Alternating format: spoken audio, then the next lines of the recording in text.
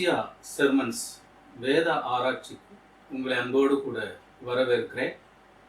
பிரியமானவர்களே, மத்தேயு சுவிசேஷத்திலே நாம் ஆராய்ந்து வருகிறோம். கடந்த காணொளியிலே ஒரு ஸ்திரியை பற்றி நாம் ஆராய்ந்தோம். அதை தொடர்ந்து அடுத்த ஒரு பெண்ணை குறித்து இந்த நாளிலே நாம் ஆராய இருக்கிறோம். இந்த பெண்ணுடைய பெயர் ராகாப். ராகாப் என்றால் விசாலமானவள் என்று பொருள். இன்றைக்கு நாம் சிந்திக்கிற இந்த ஆராய்ச்சியின் தலைப்பு ராகாப் சேர்த்து கொள்ளப்பட்டவள். மத்தேயு சுவிசேஷம் 1 அதிகாரம் 5வது வசனத்திலே இவருடைய பெயர் வருகிறது. பிரியமானவர்களே, இயேசு கிறிஸ்துவின் வம்ச வரலாறில் இடம்பெறும் 2வது பெண் இந்த ராகாப். இவள் எரிகோவில் இருந்த ஒரு கானானிய ஸ்திரீ. இவளை விலைமகள் என்றும் வேதம் குறிப்பிடுகிறது, வரலாறும் குறிப்பிடுகிறது.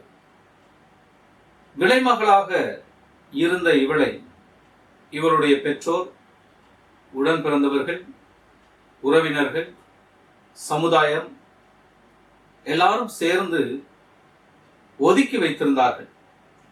ஆகவே இந்த பெண் எரிகோ பட்டணத்தின் மதில் மேலே ஒரு வீட்டிலே குடியிருந்தார். அது மாத்திரமல்ல, மதில் மேலே இவள் ஒரு விடுதியை, அதாவது சத்திரத்தையும் நடத்தி வந்தார் என்று வரலாறு குறிப்பிடுகிறது. இப்படிப்பட்ட ஒரு விலைமகள் இயேசு கிறிஸ்துவின் வம்ச வரலாறு புஸ்தகத்திலே, பட்டியலிலே இடம்பெற காரணம் என்ன? தேவனுடைய ரட்சிப்பின் திட்டத்திலே இவருடைய பெயர் குறிப்பிட காரணம் என்ன என்பதை தான் இந்த நாளிலே நாம் ஆராய இருக்கிறோம். எகிப்திலிருந்து கானானுக்கு பயணப்பட்டு வந்த இஸ்ரவேலர்கள் சித்தீமுக்கு வந்து சேர்கிறார்கள். சித்தீமிலே இருக்கும் பொழுது யோசுவா 2 நபர்களை அழைத்து தேசத்தையும் எரிகோவையும் வேவு பார்த்து வரும்படி அனுப்புகிறான். அப்படி அனுப்பப்பட்டவர்கள் தேசத்தையும் எரிகோவையும் வேவி பார்த்தார்களா இல்லையா என்பது நமக்கு குறிப்பிடப்படவில்லை. ஆனால் யோசுவா 2ஆம் அதிகாரத்திலே 1வது வசனத்திலே அந்த 2 பேரும் எரிகோவிலே ராகாபினுடைய வீட்டிற்கு சென்று தங்கினார்கள் என்று போடப்பட்டிருக்கிறது. வேவுக்காரர்கள் வந்த செய்தி எரிகோவின் ராஜாவுக்கு செல்கிறது. உடனே ராஜா போர் வீரர்களை அனுப்பி ராகாபினிடத்திலே விசாரிக்க சொல்லுகிறான். அவர்களும் ராகாபை விசாரிக்க வருகிறார்கள்.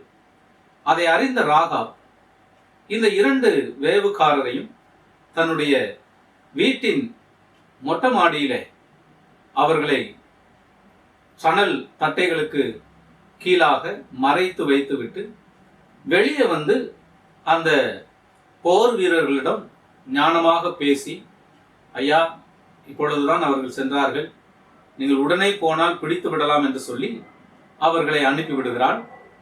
அவர்களும் ராகாபினுடைய பேச்சை நம்பி சென்று விடுகிறார்கள். அவர்கள் சென்ற பின்னர் ராகாப் உடனே மேலே ஏறி, மொட்டை மாடியில் ஏறி அந்த இருவரையும் எழுப்பி அவர்களிடத்திலே எரிகோ மக்களுடைய மனநிலையை குறித்து பேசுகிறார்.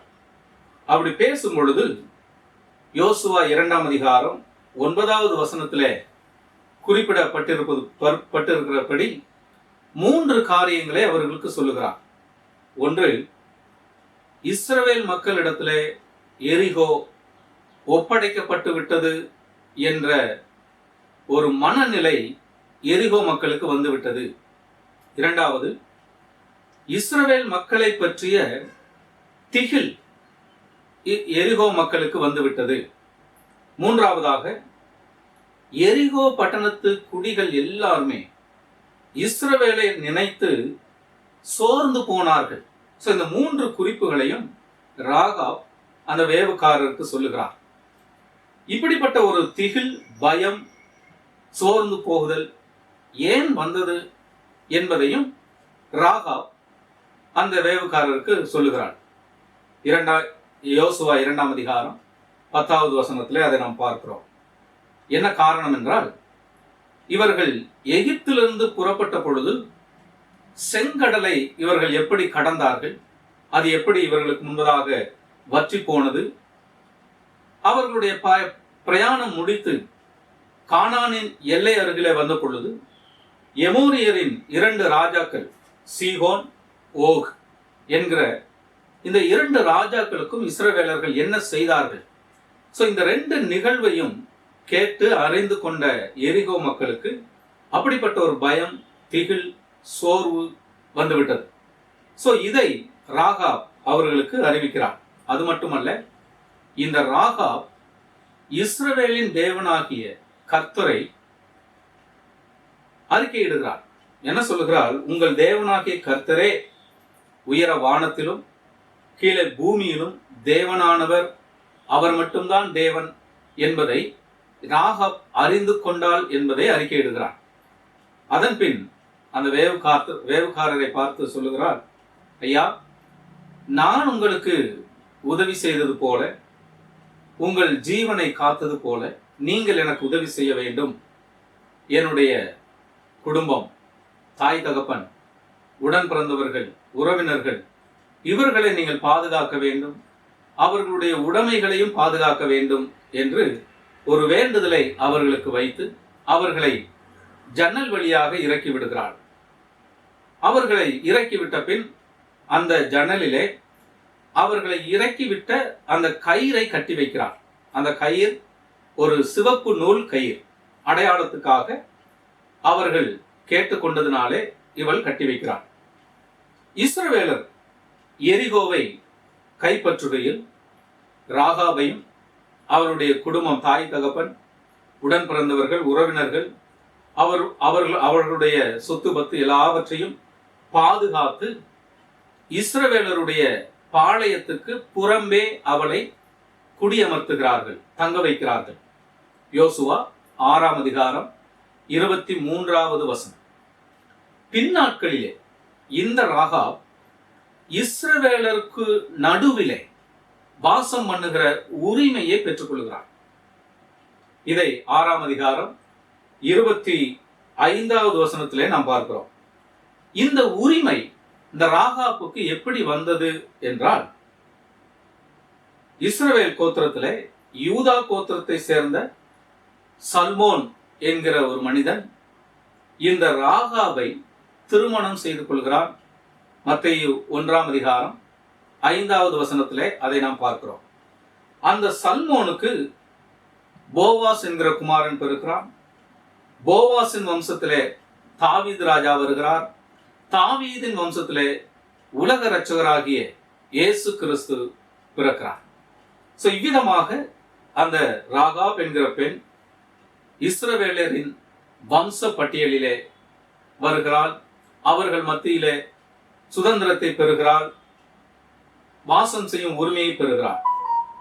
இஸ்ரவேல் அல்லாத சமூகத்தை சேர்ந்த ஒரு பெண், விலைமகளாக இருந்த ஒரு பெண், குடும்பத்தாராலும் சமுதாயத்தாலும் புறக்கணிக்கப்பட்டிருந்த ஒரு பெண், ஆண்டவரின் கிருபையினாலும் அவளிடத்தில் இருந்த விசுவாசத்தினாலும் எபேசியர் 2:12-13 வசனங்களிலே சொல்லப்பட்டது போல இஸ்ரவேலரின் காணியாட்சிக்குள் கொண்டு வரப்படுகிறாள்.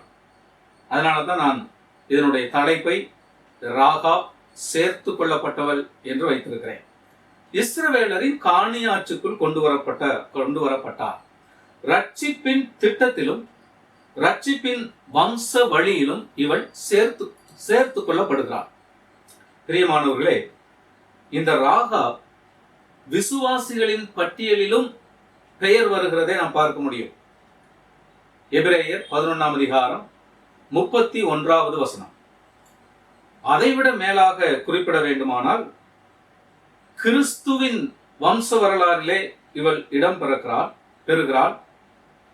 புற சமயத்தை சேர்ந்த பெண்ணாக இருந்தாலும் அவள் ரட்சிப்பின் விசுவாசிகளின் பட்டியலிலே சேர்க்கப்பட்டால், ஆண்டவரை அறியாத ஒரு சமூகத்தை சேர்ந்த பெண்ணாக இருந்தாலும் கூட தன்னுடைய சரீரத்தை விலை பேசுகிற ஒரு பெண்ணாக இருந்தாலும் கூட சமுதாயத்தாலும் குடும்பத்தினராலும் ஒதுக்கப்பட்ட ஒரு பெண்ணாக இருந்தாலும் கூட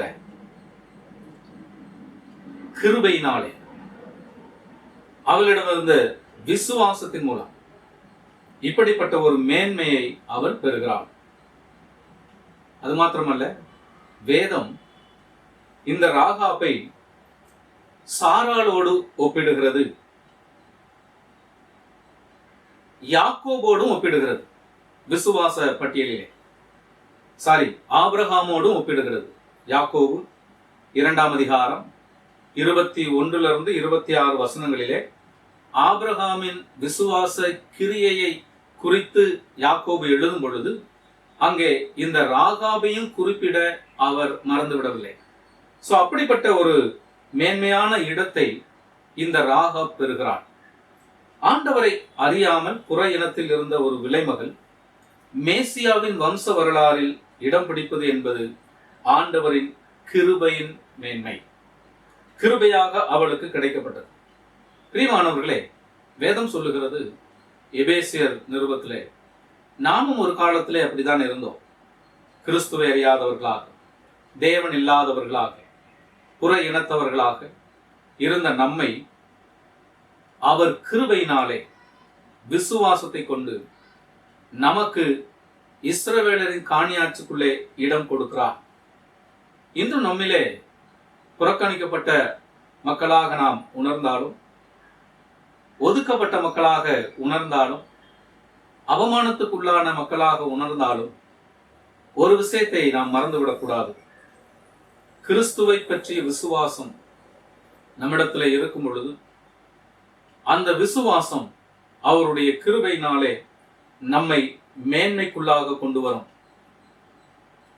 கிருபையினாலே விசுவாசத்தை கொண்டு ரட்சிக்கப்பட்டீர்கள் என்ற வசனத்திற்கு ஏற்ப ராகாப் அப்படிப்பட்ட ஒரு மேன்மையை பெறுகிறார்.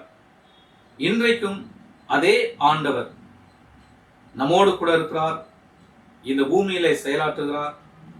அதே விசுவாசத்திலே இருக்கிற ஒவ்வொருவரையும், அது ஆண்களானாலும் சரி பெண்களானாலும் சரி, அவர்களை அவர் நிச்சயம் மேன்மைப்படுத்துவார், மகிமைப்படுத்துவார் என்பதிலே சந்தேகமில்லை.